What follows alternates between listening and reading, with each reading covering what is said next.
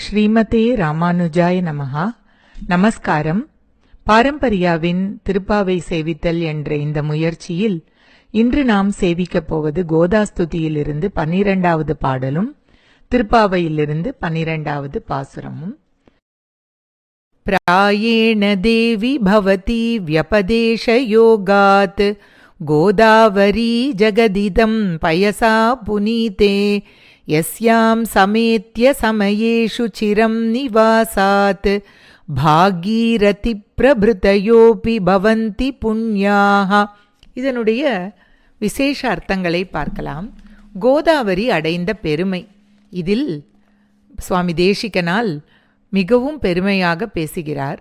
ஹே கோதாதேவியே, கோதாவரி என்ற புண்ணிய நதியில் அந்தந்த விசேஷ சமயங்களில் கங்கை முதலிய பல நதிகள் வந்து கூடி நெடுநாட்கள் இருப்பதாகவும் அதனால் அந்த நதிகள் தூய்மை பெற்று புண்ணிய நதிகளாக ஆகின்றது என்று புராணம் கூறுகின்றது.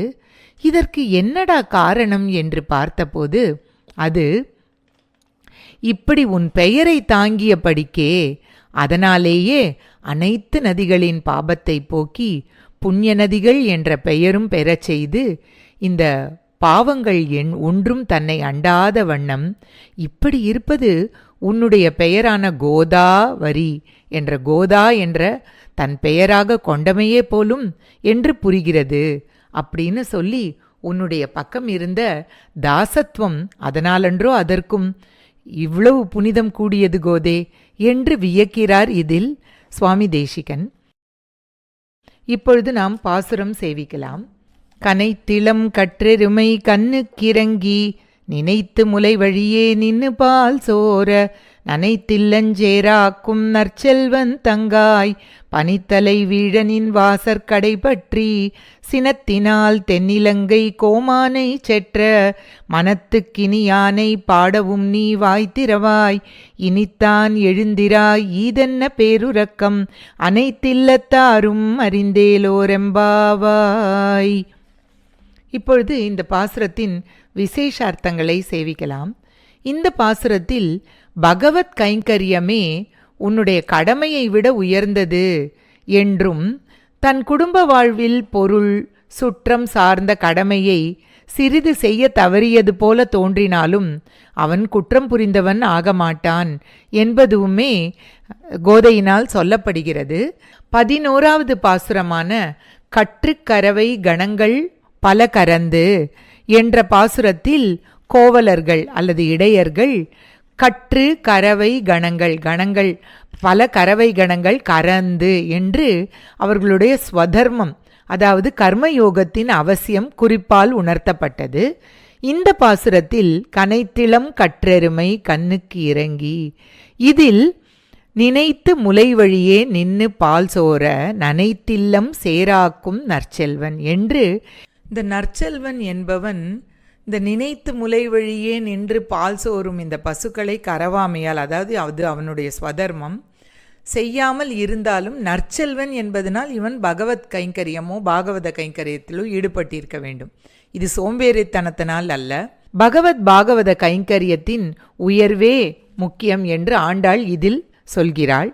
ஸ்வதர்மம் விசேஷ தர்மம் இப்படியெல்லாம் இருக்கிற மாதிரியே கர்மாவும் கர்மா அகர்மா விகர்மா என்பதாக இப்படி 3 விதமாக பிரிந்திருக்கிறது.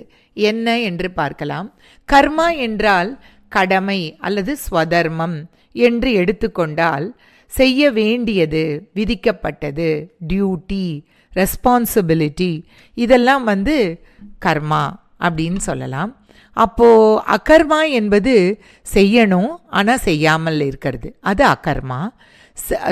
அடுத்தது விகர்மா என்பது செய்யக்கூடாத செயல்பாடுகள் விகர்மா. அப்போது இப்போ நம்ம பார்க்கலாம், கர்மாவில் அகர்மா, கர்மாவில் விகர்மா. சும்மா ஒரு எக்ஸாம்பிளுக்காக தான்.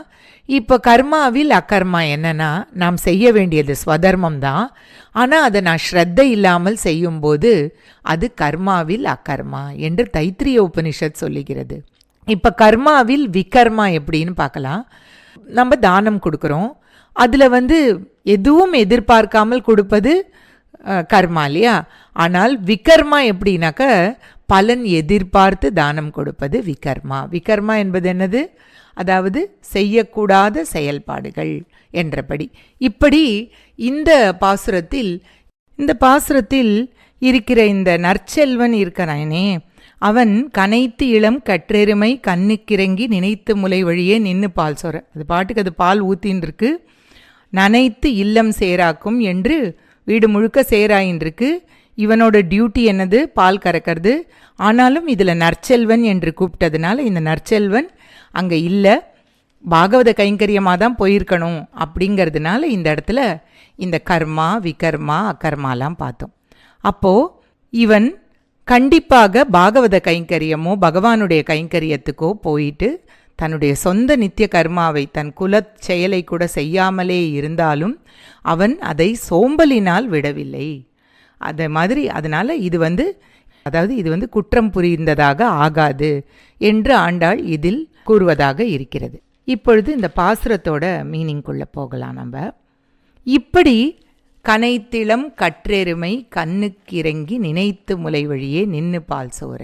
இப்பொழுது ஸ்பெஷல் அர்த்தம் பார்க்க. அந்த முன்னாடி பாசுரத்தில் எருமை என்று எருமை சிறுவீடு மெய்வான் பரந்தனக்கான் அந்த இடத்துல நாம் என்ன பார்த்தோன்னா, பக்தி யோகத்தில் ஈடுபட்டுள்ளவர், ஆனால் அவர் போகிற டெஸ்டினேஷனும் தெரியும். இவர்கள் இந்த ரஜோ தமோ குணம் உள்ளவர்கள்.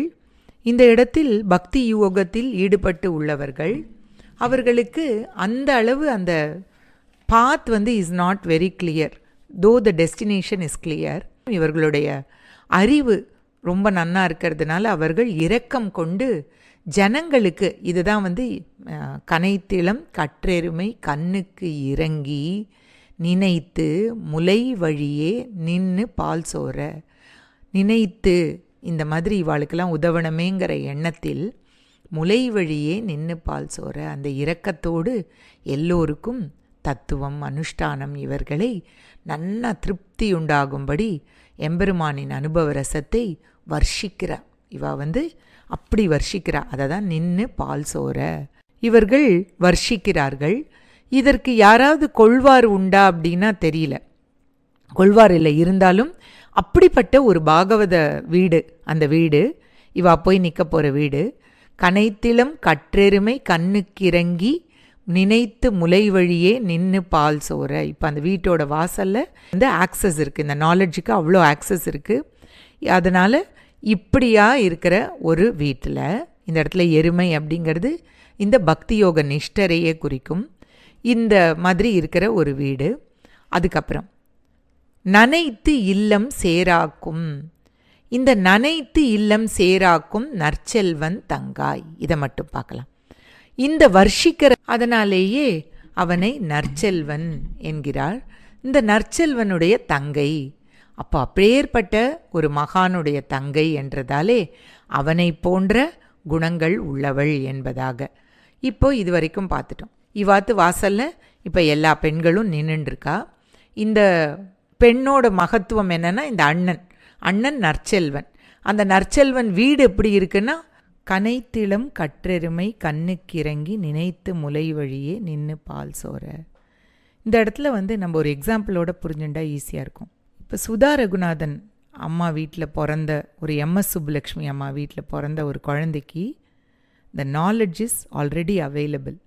அந்த குழந்தை just it has to show interest and இமீடியட்டாக அந்த நாலெட்ஜ் இஸ் ஆக்சசபிள். அந்த மாதிரியான ஒரு வீடு இந்த பக்தி யோக நிஷ்டனுடைய வீடு.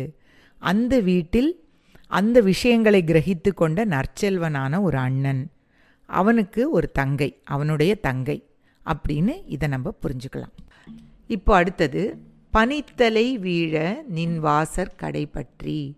பனி தலை வீழ, பனித்தலை வீழனாக்க பனி குளிர்ந்ததாக தான் இருக்குது, ஆனாலும் உலர்ந்து போகிறது இல்லையா, செடிகள்லாம் உலர்ந்து போகிறது. அதுபோல் சுகங்கள் அளிக்கும் வண்ணம் இருந்தபடியே அந்த சுகங்கள்லாம் நன்னா தான் இருக்கும், ஆனால் இந்த 3 விதமான தாபத்தை இது விளைவிக்கும் அப்படின்னு சொல்கிறா. என்ன 3 விதமான தாபம் அப்படின்னு பார்க்கலாம். ஆத்தியாத்மிக, ஆதி பௌத்திக, ஆதி தெய்வீக. இப்போது ஆத்தியாத்மிக, ஆத்மிகன்னு வர்றது தான் இதில் இருக்கிற க்ளூ. இப்போ ஆத்தியாத்மிகனாக்க ஸ்பிரிச்சுவல் ஆர் இன்டர்னல் சஃபரிங், மனசில் உடலில் ஏற்படும் நோய்கள், காய்ச்சல், காயம் அல்லது மனவேதனை, அப்புறம் கவலை, கோபம், ஈகோ, காமம் போன்ற ஒருவரின் உடல் மற்றும் மனதிலிருந்து தோன்றும் துன்பம். ஆதி பௌத்திக, பௌத்திக அப்படின்னா உடலில் இருக்கிற துன்பம். எந்த மாதிரி துன்பம்? ஒரு பாம்பு கடி, விலங்குகள் நம்மளை ஏதோ கடிக்கிறது, எதிரிகள் நம்மளை ஏதோ அட்டாக் பண்ணுறது, அதுபோல் ஏற்படும் உடல் துன்பம். அப்போது இது நம்மளுக்கு நம்மளோட உடல்லேருந்து இல்லை மனதிலேருந்து வருது இல்லை, இது வெளியிலேருந்து வர்ற ஒரு துன்பம். ஆதி தெய்வீக, இது இயற்கை நிகழ்வுகள், சுத்தமாக நம்மளோட கண்ட்ரோலே கிடையாது. வறட்சி, வெள்ளம், கடுமையான வெப்பம், கடுமையான மழை, அதே போல் தொற்று நோய்கள், அண்டத்தில் நிகழ்வுகள், இதெல்லாம் நம்மளோட கண்ட்ரோலில் இல்லை.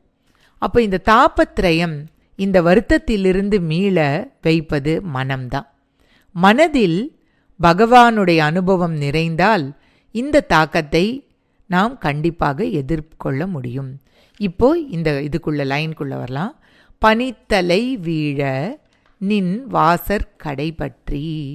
இப்போது இவா இந்த கேர்ளை பார்த்து இவா சொல்கிறா, இப்படிப்பட்ட தாபத்ரயம் நின் வாசல் கடை பற்றி, இந்திரியங்களிலும் உடலிலும் பற்றுதலை வாசற்கடை பற்றி, இப்படி இந்த பற்றுதலை வாசற்கடை பற்றி இப்படி மேன்மேலும் ஆகும்படி கரண கலேபரங்களிலேயே இருக்கிறியே அப்படின்னு கேட்குறா. கரண கலேபரம்னா என்னன்னு பார்க்கணும். அகைன், இந்திரியங்களிலும் உடலிலும் இருக்கிற பற்று, அறிவு, மனம், புத்தி ஆகிய ஞானேந்திரியம், கர்மேந்திரியம், அந்த கரணம், அகங்காரமும் இதில் வரும். கலேபரம்ங்கிறது உடல், சரீரம். இப்படி ஆன்மா உலகத்தில் செயல்படவும் அனுபவங்களை பெறவும் உதவும் கருவிகள் மற்றும் உடலின் தொகுப்பு தான் கரண கலேபரங்கள். இப்படியாக இந்திரியங்களிலும் உடலிலும் பற்றுதலை வைத்துள்ள நீ என்ன பண்ணணும்? தென்னிலங்கை கோமானை செற்ற மனத்துக்கினியானை பாடவும் நீ வாய் திறவாய். இப்போ நீ you have to get over that. அதுக்கு நீ என்ன பண்ணணும்? நீ இன்னும் படுத்து தூங்கின்னு இருக்க.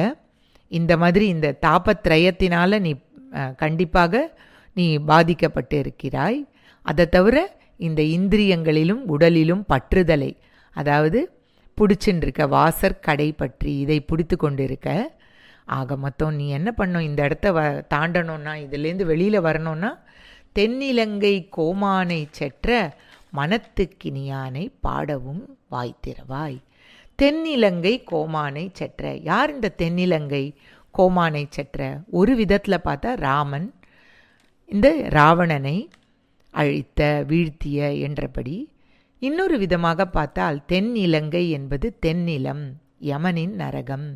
அது இந்திரிய சுகங்களால் ஏற்படும் அகங்காரம் என்று உருவகப்படுத்தினால், அதனுடைய அகங்காரத்தினால் ஆளப்படும் ராஜச தாமச தொகுதிகளை தென்னிலங்கை கோமானை. இந்த ராஜசிக் அண்ட் தாமசிக்கா இருக்க, அதை நீ அழிப்பது எதால் அழிக்க முடியும்?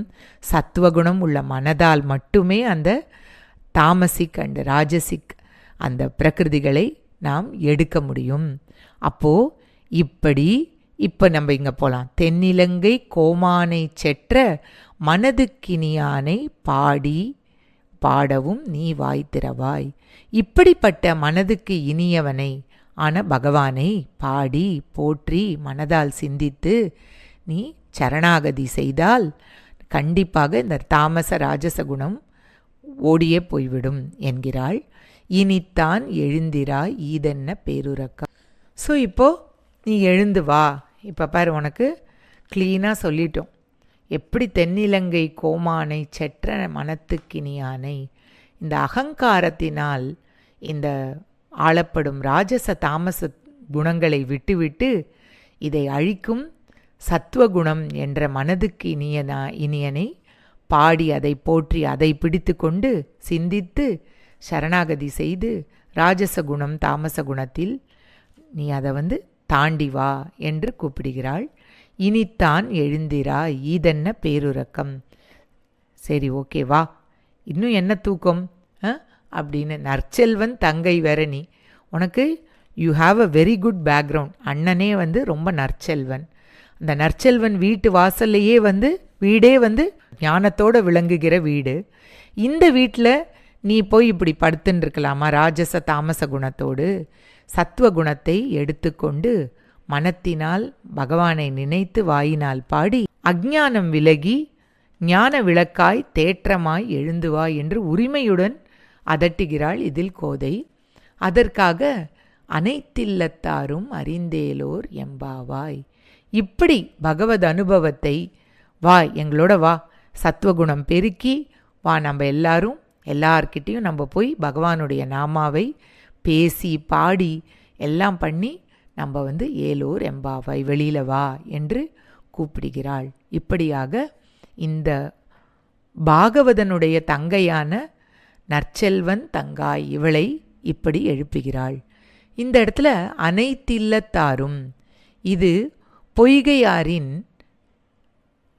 ஆழ்வாரின் அறியும் உலகெல்லாம் யானேயும் அல்லேன் என்ற பாசுர வரிகளை ஞாபகப்படுத்துகிறது.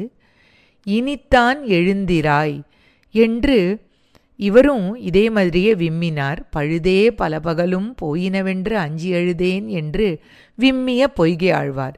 இப்படி இந்த மாதிரியாக நீங்கள் எப்படி இருக்கலாமா அப்படின்னு அவளே இந்த பொய்கை ஆழ்வார்கிட்ட கேட்குறா. அதாவது இதென்ன பேருரக்கம் இப்படின்னு கோதை நாச்சியார் அவரை பார்த்து கேட்டு துயில் நீங்கி வந்து அடியவர்களுக்கு ஞானோபதேசம் செய்து உய்வுக்கு வழிகாட்ட வாரீர் என்று இங்கு பொய்கை ஆழ்வாரை எழுப்புவதாக நாம் கொள்ள வேண்டும், குறிப்பால் உணர்த்துகிறாள் கோதை. அதே போல இதில் மங்களாசாசனம் செய்யப்படும் திவ்ய தேசம் திருச்சித்திரக்கூடம்.